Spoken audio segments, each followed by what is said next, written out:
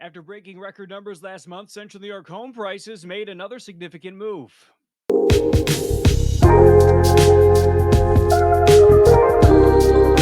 Hi, I'm Ian Wheatley. I'm a real estate agent here in upstate New York, and a slight uptick month over month in pending home sales softened the sales price in Central New York from last month's all time record average sale price. So let's take a look at what's happening.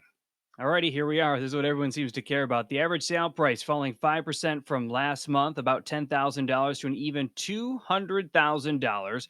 And that is a 5% increase from last May, and generally speaking, fairly flat to where we were during the peak buying period through last year. And looking at the rolling 12-month average, it's pretty clear that the low housing supply, it's not diminished the velocity of the historically high home sale prices that we've been dealing with really since the COVID lockdowns were lifted.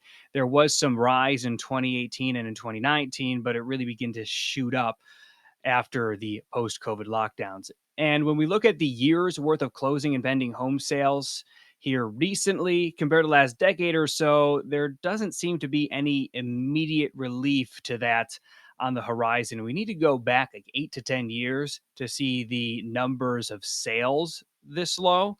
And the reason that prices were not so high back then is it's all about supply and demand. Yeah, sure, absolutely. There were less buyers back then, but the number of homes that have been put on the market are way lower today than 8 to 10 years ago.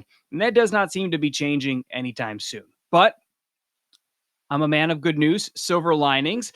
There is a bright spot in all of this for the first time home buyer that have been absolutely brutalized by this market and from especially from affordability standpoint.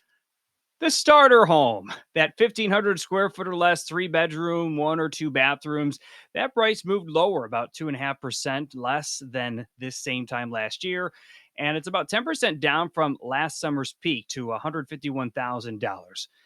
But in January, we do see it dipped low as $137,000.